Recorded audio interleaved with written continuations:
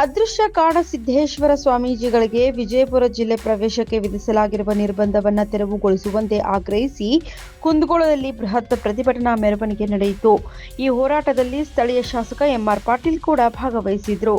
ಲಿಂಗಾಯತ ಮಠಾಧಿಪತಿಗಳ ಒಕ್ಕೂಟ ಹಾಗೂ ಲಿಂಗಾಯತ ಮಠಾಧಿಪತಿಗಳ ಬಗ್ಗೆ ಅವಹೇಳನಕಾರಿ ಹೇಳಿಕೆ ನೀಡಿದ ಕಾರಣಕ್ಕಾಗಿ ಸರ್ವೋಚ್ಚ ನ್ಯಾಯಾಲಯವು ಅದೃಶ್ಯ ಕಾಡಸಿದ್ದೇಶ್ವರ ಸ್ವಾಮಿಗಳಿಗೆ ವಿಜಯಪುರ ಜಿಲ್ಲೆಗೆ ಪ್ರವೇಶಿಸದಂತೆ ನಿರ್ಬಂಧ ಹೇರಿದೆ. ಮನಸೂರೆಗೊಳಿಸುವ ಆಕರ್ಷಕ ಆಭರಣಗಳು ಮೀರಾ ಕೊಪ್ಪಿಕರ್ ರಸ್ತೆ ಹುಬ್ಬಳ್ಳಿ.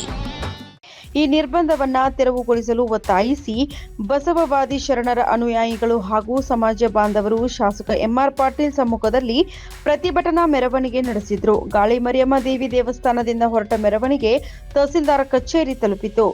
ತಹಸೀಲ್ದಾರ್ ರಾಜು ಮಾವರ್ಕರ್ ಅವರ ಮೂಲಕ ಜಿಲ್ಲಾಧಿಕಾರಿ ದಿವ್ಯಾ ಪ್ರಭು ಮತ್ತು ಮುಖ್ಯಮಂತ್ರಿ ಸಿದ್ದರಾಮಯ್ಯನವರಿಗೆ ಮನವಿ ಸಲ್ಲಿಸಿದ ಪ್ರತಿಭಟನಾಕಾರರು ಶ್ರೀಗಳ ಮೇಲಿನ ನಿರ್ಬಂಧವನ್ನ ಕೂಡಲೇ ಹಿಂಪಡೆಯದೇ ಇದ್ರೆ ಮುಂದಿನ ದಿನಗಳಲ್ಲಿ ಉಗ್ರ ಸ್ವರೂಪದ ಹೋರಾಟ ನಡೆಸುವುದಾಗಿ ಎಚ್ಚರಿಕೆ ನೀಡಿದ್ರು.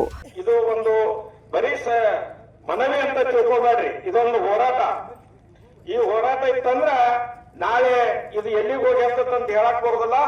ಯಾಕಂದ್ರೆ ಇವರು ಸ್ವಾಮೀಜಿಗಳ ಮಧ್ಯೆ ಕದನವನ್ನು ಏರ್ಪಡಿಸುವಂತ ಕೆಲಸ ಸರ್ಕಾರದಿಂದನೂ ಆಗಬಾರದು, ಯಾರಿಂದನೂ ಆಗಬಾರದು.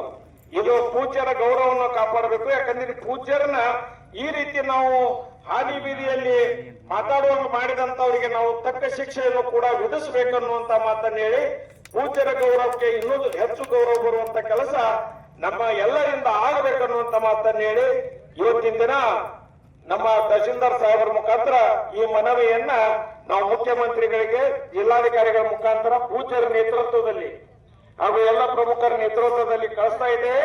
ಇದರ ಮೂಲಕ ಎಚ್ಚೆತ್ತುಕೊಂಡು ಈ ಕೂಡಲೇ ನಿರ್ಬಂಧವನ್ನು ಹಿಂತೆಗೆದುಬೇಕಂತ ನಾವು ಮನವಿ ಮಾಡ್ತೀವಿ. ಈ ಸಂದರ್ಭದಲ್ಲಿ ರಾಮನಕೊಪ್ಪ ಅದೃಶ್ಯ ಕಾಡಸಿದ್ದೇಶ್ವರ ಮಠದ ಭಕ್ತರು ಸೇರಿದಂತೆ ತಾಲೂಕಿನ ವಿವಿಧ ಹಳ್ಳಿಗಳಿಂದ 500ಕ್ಕೂ ಹೆಚ್ಚು ಜನರು ಕೇಸರಿ ಶಾಲು ಧರಿಸಿ ಶ್ರೀಗಳ ಭಾವಚಿತ್ರ ಹಿಡಿದು ಜಾತಿ ಧರ್ಮ ಭೇದ ಮರೆತು ಹೋರಾಟಕ್ಕೆ ಬೆಂಬಲ ಸೂಚಿಸಿದರು.